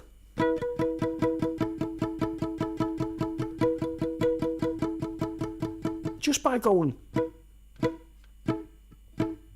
it's like really tricky to do, you know what I mean, right? And it's like doing this, right? Just put the guitar down. You know when you do this, you pat your head and you rub your tummy. You go, you know what I'm saying? You pat your head and you rub your tummy at the same time. Have you ever asked anyone to do that and they've never done it before and they go, or they go, they both hands either rub or pat. Do you know what I mean, right? That's because their left side and right side consciousness hasn't got to grips with the fact that you can go and that at the same time. Do you know what I mean? Right, which is basically similar to doing that, you know. Time's a lie, placing chains on me. You know, do you get me where I'm coming from with the rhythm and the actual tune, right? Now, when you're looking down at a guitar neck and you're playing these things, especially when you're not a natural guitar, I'm not a natural guitar player, guys. It took me years to, you know, it was a really slow slog learning how to play a guitar for me, you know what I mean, right? Because I haven't got it naturally, right? But I'm experienced, you know what I mean? The only reason I can do this or do that is because of years and years of playing, right? And I found out, right, that I really was, you know, because I carried on writing songs with an intention of thinking, like, right, I'm going to make it really awkward for myself to sing and play at the same time. And if I make mistakes, I make mistakes, you know what I mean? If people want to throw tomatoes at me because I hit a bum note, so what, who cares? I'm not doing this professionally, you know what I mean? Right? But it's the best advice I can give any person on this earth, right? And the best way to go around it is, right, force yourself to write your own songs, right? Force yourself to do it, right? Because you're writing down your own dreams, your own ideas, your own, you know, you've got to break that spell what the school teachers did with the blackboard. You've got to stop that spell it's telling us, like, you know, Henry VIII had 6 wives. 1 times 1 is 1, 2 times 2 is 2. You've got to break that spell of writing on the blackboard and then write a song like in that song I say, time's a lie, placing chains on me. You know what I mean? It's a personal thing, like, time is a lie, placing chains on me. You know, that's like, it's personal immediately as soon as you say me, right? But when I write my songs, I always think of listeners seeing the lyrics from their perspective as well. I don't think of just my viewpoints. I try and write songs that are kind of like, they can be universal, even if a person doesn't even know me, they haven't met me. You know, break the spell of who the teachers choose as class leaders. Exactly. Class leaders, man. Right, so this is a simple tip, man. You got people just, you know, even if people aren't into it or whatever, I advise them, grab one of them acoustic guitars, you know, like a cheap Spanish guitar, something like that. It doesn't have to sound amazing. You don't have to intend to make a #1 album or nothing like that, right? And what you do is you write your lyrics down on a piece of paper, or, you know, better still, get a notebook, you know, brand new notebook, clean pages, brand new, write on the cover, my songbook, your own brain, you write your name or whatever, personalise that book, right? And then you start writing your songs, you start writing lyrics like poems, right? Think of them as poems. And then later on, you pick a guitar up and you start putting things to it, right? But the way I usually write, I usually write on the guitar first, you know what I mean? I have thought about getting a guitar. I have a bad enough time just trying to record thoughts. Well, I've got to give you do there, mate. You're actually a very complicated thinker, aren't you? But anyone can play it. Well, think about it. There's loads of people out there playing guitars and then singing, right? But how many people are forcing the brains? Like Don Juan, the Indian, you know, it's an exercise. I discovered it by accident, remember, because I'd always done it since I was 16, right up to me, you know, I was about 30 when I read the Don Juan books, you know what I mean? And I was thinking, wow, if people knew this, how easy it is to break through that spell and wake this, you know, but you've got to like write the lyrics to make sense, right? You got to write them so that they will awaken someone else who's listening, right? You got to say something that, you know, I don't mean brainwashing. I mean like writing something reasonable that other person actually understands and says, wow. You know, if someone reads one of my songs and goes, wow, Bruce is making it, like, telling it like it is there, you know what I mean? Right. And then you got to think of your guitar playing in a kind of, like, awkward timing, right? And when you're standing up and you're playing them songs, you know, you get to the point, I can stand up now, right, and I can play, like, sort of, I think my set list at the moment for my busking set, it's about, I think it's 20 to 30 songs now so far, right? So you imagine me standing there for like nearly 2-3 hours doing all my songs one after another. Some cover versions as well. And you throw the cover versions in to make you kind of like acclimatise to other people's realm of music, do you know what I mean?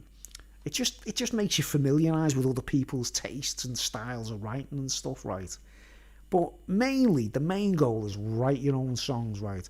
And what I usually do is write on the guitar first, right? So it's you know, I've got an idea, I go like,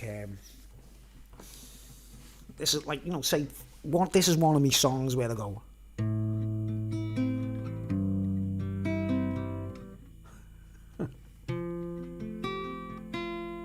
see, there's like,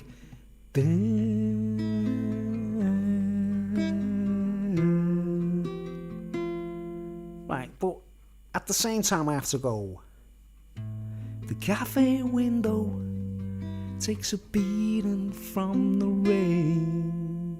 Like, do you understand where? Now I can do that second nature now because I've practiced it and I've you know, sang it loads of times and all that kind of stuff. But just by doing that,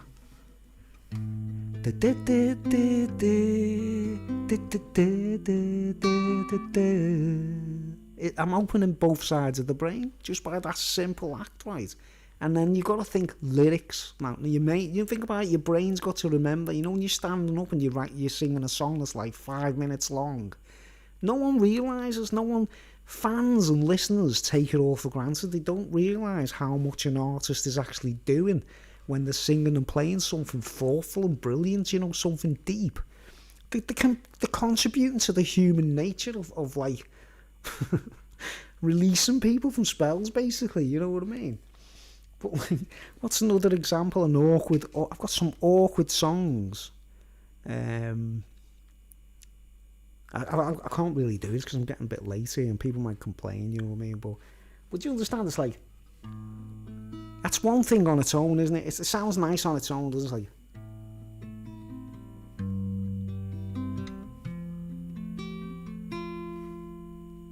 add a bit of singing.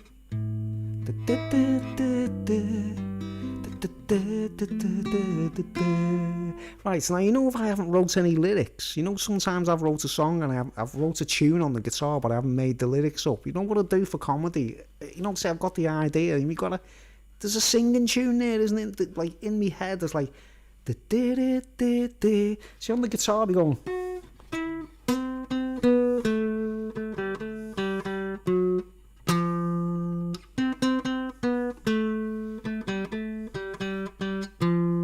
you see them notes, they're actual notes on a fretboard, aren't they, right? But people don't realise when people are singing, they're going,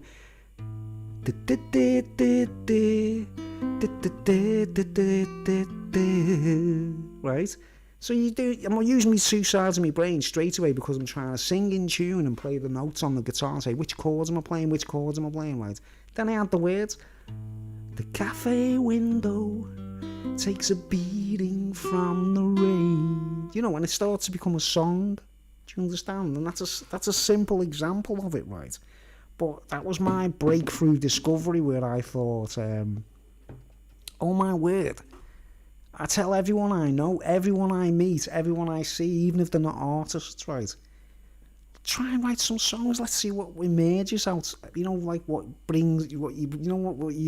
your brain produces. Do you know what I mean? Because it's the best way to detach. You know what I mean? If you write them lyrics yourself, It's not about seeing if people can write songs. It's not about seeing how good people are at writing songs and all that kind of stuff. When I advise people to learn how to write songs, it's advice to say, snip that blackboard out of your head, man, and put your own wisdom in there and your own ideas and your own thought waves, you know what I mean? And whatever rows your boat, do you know what I mean?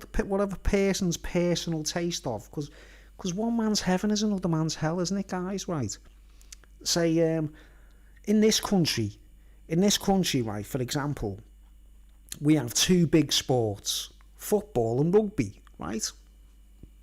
Now, in America, it's like baseball and American football, isn't it, right? Now, you'd be amazed at how different in this country football fans are to rugby fans. You know, soccer fans, what we call soccer fans. Now, that's like that in the world of music, isn't it? One man's heaven is another man's hell in everything.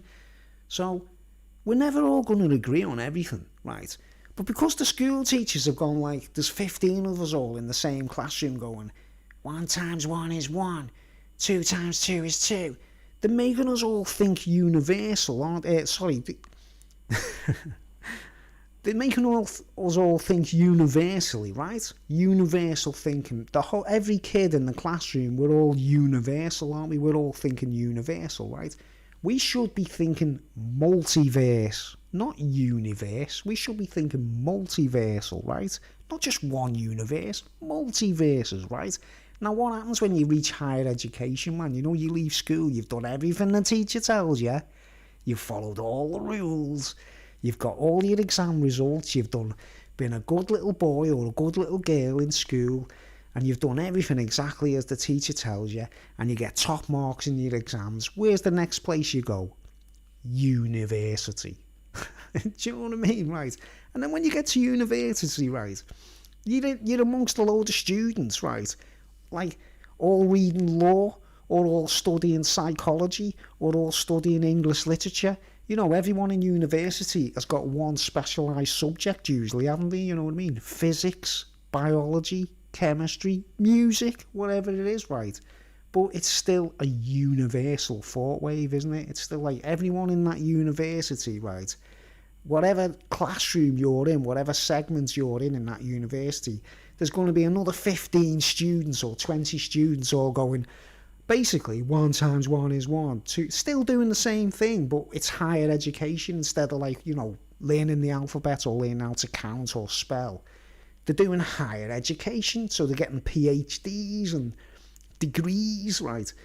So, do you see what they've done where they've conned us? Even the word university is a bit of a scam, you know what I mean? Because really, we are not all thinking exactly the same. We're multiverses. We're not universe. We're multiverses, aren't we? What's inside our heads should be completely different. We should all be doing our own thing unless we work together as a team. Do you know what I mean? Say I got a band together tomorrow. Everyone in the room has got to play the same song, haven't they? You know, we all play a song. We all got to play the same song, right? If we were multiversal, you know, if we were multiversal in a band, it'd sound like Frank Zappa or something, wouldn't it? Everyone would be playing like jazz out of tune and playing different notes and everything. So you'd have to get the whole band thinking universally, don't you? You know, every band thinks universally, don't they? Otherwise, they'd all just be playing their own thing on stage, wouldn't they? You know. But that's where teamwork comes in, you see. And what I've been doing recently is I always wanted to work in bands, you know what I mean? I was always looking for a great drummer and that, but I've been getting right into working on my own now, you know, because I program me drums, I program me basses, I program me synthesizers and stuff like that.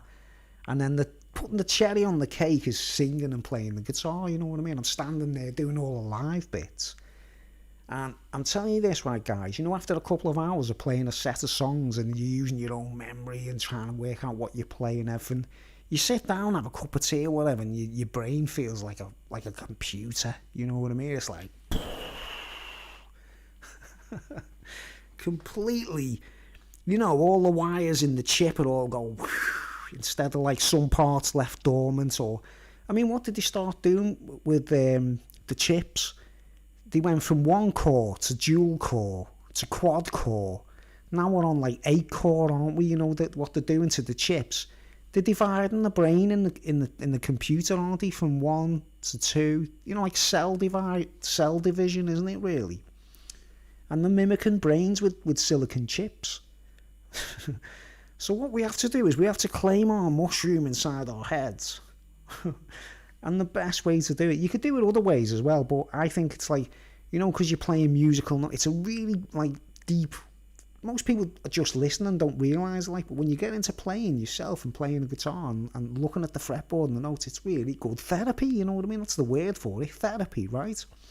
Now, after I had my nervous breakdown, I actually was so pissed off with the world and so disappointed that I'd even reached the nervous breakdown, you know, because I had to work hard and I was basically a slave until I had my breakdown, you know what I mean? I was a proper slave, basically.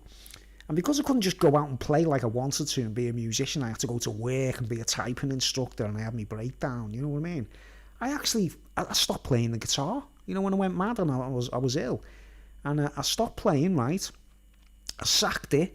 I was kind of like, you know, my attitude is like, fucking rock music and fucking rock bands, fucking Queen, fucking Freddie Mercury, all them bell ends. You know, I really did go like proper anti-fucking music, you know what I mean? Pardon me French, by the way, anyone, but that was my attitude, right? And I was like, I don't even want to play guitar anymore, I hate it. Do you understand, right? I did actually stop, and it was the longest period I've spent without touching a guitar was a year. An entire year, right, folks, and I didn't even touch my guitar, right? I didn't even want to play it. I was lending my major electric guitar out to people and not wanting to play it. Everyone who knew me was borrowing me electric guitar and I wasn't even playing it myself, do you know what I mean? I stopped writing songs, completely ditched everything, right? Because I had a breakdown and nothing really mattered anymore, you know what I mean? The world, the rock music, the Brit Awards, you know, festivals, anything to do with the rock world. If they were millionaires, if they were like, you know, rich, if they were driving around in limousines, I wanted to fuck all of them off, you know what I mean? I was thinking of fucking bastards, because I just had a nervous breakdown while I was like working my ass off in a college, you know what I mean? But I got to a point where I was thinking, something's missing out of my mind. You know, the more I left the guitar alone and the more I stopped playing, you know, I didn't want to play it. I packed it in. I thought, is that enough for me enemy, for all me stalkers, for all the people who hate me? Have they got what they wanted now? Stop playing now, alright, you know what I mean? That was my attitude, I didn't give a shit, right? But then, after a couple of, you know, a whole year without playing a guitar, guys, that's a world record for me, you know what I mean? A whole year, you know, me on video, there's always a guitar next to me, isn't there now, like, you know? And what happened was, I found out by accident, because I did pack it all in and sack it, and didn't. I was like Peter Green, you know Peter Green from Fleetwood Mac? You know, the guitarist Peter Green. He died recently, God bless him, like, you know, hope he's happy somewhere anyway. God bless Peter Green, if you can see me out here somewhere. But, you know, Peter Green, he was a decent fella, and he had a breakdown because of LSD. Bit similar to me. Mine was a combination of LSD as well, basically, you know what I mean? I was working hard, like, but lots of pressure on LSD as well, you know.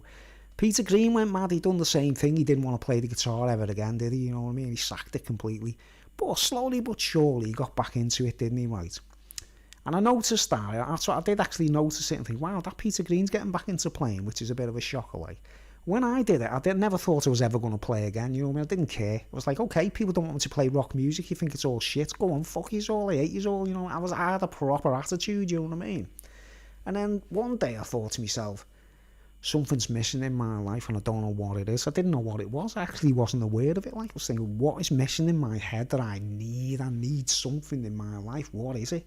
And it wasn't drugs and it wasn't getting high and it wasn't anything to do with weed or anything like that. I knew something was necessary, right? And then one of the lads where I lived, he lent me an acoustic guitar, basically. He just casually went, you know, Bruce, borrow an acoustic and see if it, you know. And I started getting into the, you know, the principle. You know, it was the first time I was like, focusing on a guitar without using distortion and, you know, like drums and all that kind of stuff. Don't get me wrong, I've always used a Spanish guitar, you know, but it was the first time I really started thinking, wow, play some acoustic and just sing songs, you know what I mean? So I realised, I started playing again, I started writing a couple of tunes and started doing, you know, just dabbling and writing new songs. As soon as I started writing the new songs, pew, left side and right side consciousness, it started going, you know what I mean? It all started leveling off in my head, and I was like thinking, hold on. It's all I had to do to pick myself up and get myself back into life and enjoy myself again and just play my guitar and sing and write again and stuff like that. So I started doing it consciously, you know what I mean? Thinking, every song I write now, it's not going to be to get attention or to try and sell records or get laid. I'm going to write to try and, you know, and you know, ever since I've started that, I haven't looked back. I've been like a snowball rolling down a hill, right? But, you know, you try explaining to people who are into, like, the musical snobs, right? The musical snobs. That's therapy. That was me therapy to get myself back into, like, being positive again and that. Like, this was all before YouTube and the internet and all that as well, right? And then I started writing new songs, and then I started getting electrical again. I got another electric guitar, started recording electric music and that. And that was the bit that was missing. Hipsters. That was the bit that was missing. I needed to record again and do what I loved. You know what I mean? One man's heaven is another man's hell. I needed to get back to playing me punk music and me rock music and what I wanted to do. You know what I mean? But I had these musical snobs in the back of my head all going, you call that music, you can't. I'm like, listen guys, this is therapy. Don't give a shit what people think about it. So that's my advice to you guys. If you want to get your left side and right side consciousness matched, and give it a try. Force yourself to learn how to play. Watch lessons on YouTube, anything that, I mean, it's all out there. You can learn, and then learn how to write and learn how to sing and play at the same time. Loads of people have done it, and they might have discovered something by accident because they're not really used to doing it right.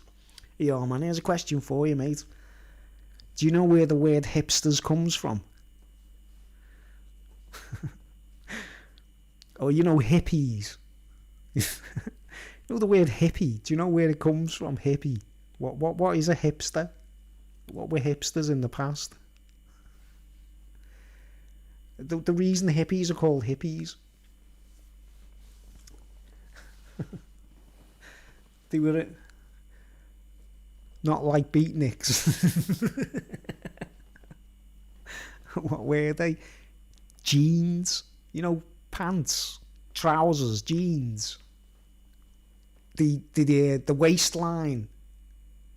They wore Jordache jeans.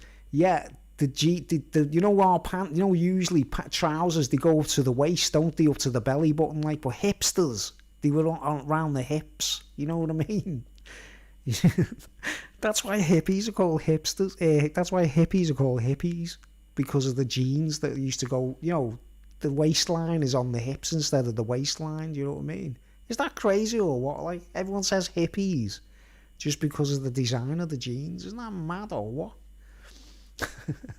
So the whole word hippies and Woodstock and everything is all because of a jeans company, like. Pair of trousers. Trousers. Does anyone in America actually say trousers? Do we ever use the word trousers in our daily routine? Hipsters, where I used to live, would wear small drugstore cheap plastic glasses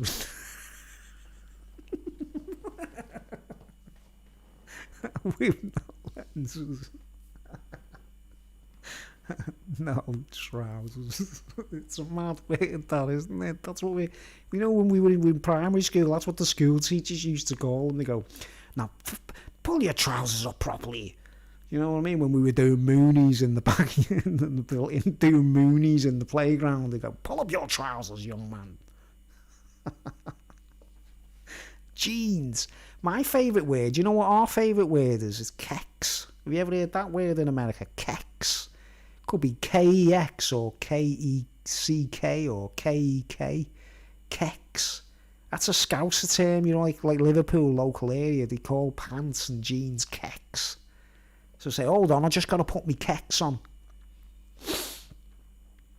Keks. Okay. I think I better get off anyway. It's getting there. Yeah. It's a bit late. I've been on. Oh my. No. That's what I've been on for 1:54.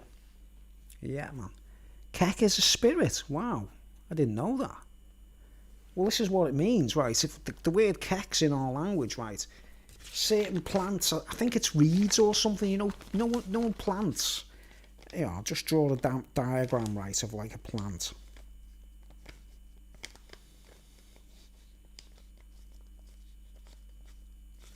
Right, you imagine that's a plant there. Right, you know, like a tree branch kind of thing, right? And it was a certain plant that they used to break. The Celts or whatever, you know, the ancient Britons or whatever, they used to use these plants that used to break, and they used to be hollow. Right. You know, if you break off the branches off that, like, and it's a hollow tube, and they could use them for, like, straws, or, you know, like a reed for, like, you know, you could breathe underwater, that kind of thing. If you imagine a hollow tube, right? And the bits that used to come off that look like this, I'll do a diagram, like, so you can sort of work it out, like. Right. Say it comes off like that. You see the shape like a pair of jeans, like a pair of pants. And they were called keks for some reason. I don't know what they used them for. You know, if you imagine that that's a branch off a tree and it's hollow. It's like two tubes joined together. And apparently that's where the word originates from amongst the Celts and the ancient Britons and that, keks. But you see the way it looks like it? Yo, if I go like this. As soon as I go like this, put the thing on. The pockets and the belt. You see, it's a pair of jeans now, isn't it? Well, that's where the word keks originates from. If any Scousers or locals or, you know, Scallies are watching, or Irishmen or Scotsmen and that, and they're wondering where the word keks comes from. It comes from that, like, because these tubes, these plants used to be hollow, like, and they could use them as tubes or straws or something, I don't know. Weird, innit? You learn something new every day. The frog, what are you talking about, the frog, man? Kermit the Frog. The frog. So anyway, that was my philosophical lesson. I've kind of gone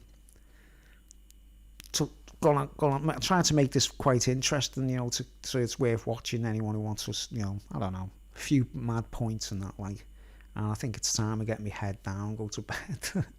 So yeah, Kek is a frog spirit. Wow, I didn't know that. I love frogs. You know what I mean? I've never.